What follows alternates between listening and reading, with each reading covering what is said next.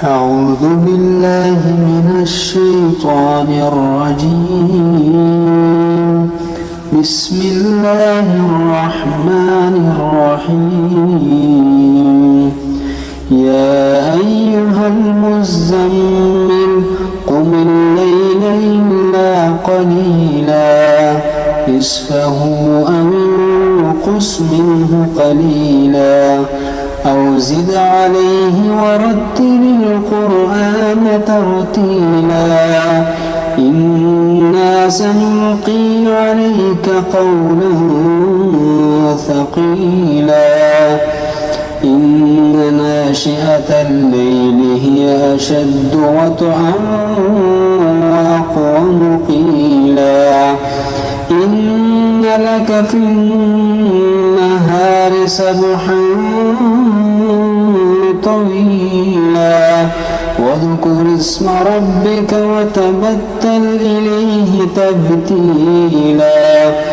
رب المشرق والمغرب لا إله إلا هو فاتخذه وكيلا واصبر على ما يقولون واهجرهم هجرا جميلا وذرني والمكذبين أولي النعمة ومهلهم قليلا إن لدينا أنكالا وجحيما وطعاما ذا غصة وعذابا أليما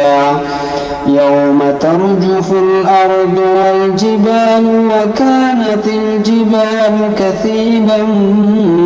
مهيلا إنا أرسلنا إليكم رسولا شاهدا عليكم كما أرسلنا إلى فرعون رسولا فعصى فرعون الرسول فأخذناه أخذا وبيلا فكيف تتقون إن كفرتم يوما يجعل الولدان شيبا السماء منفطر به كان وعده مفعولا إن هذه تذكرة فمن شاء اتخذ إلى ربه سبيلا إن ربك يعلم أنك تقوم أدنى من ثلثي الليل ونصفه وثلثه وطائفة من الذين معك والله يقدر الليل والنهار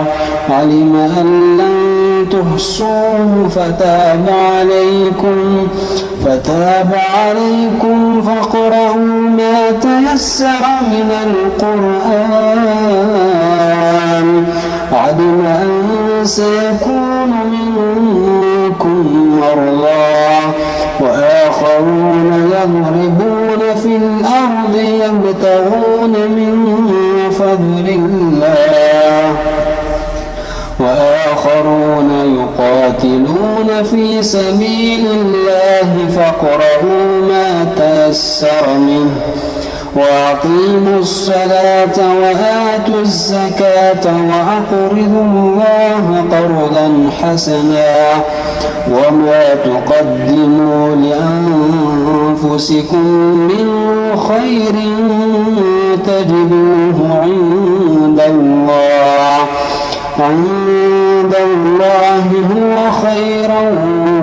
وأعظم أجرا واستغفروا الله إن الله غفور رحيم.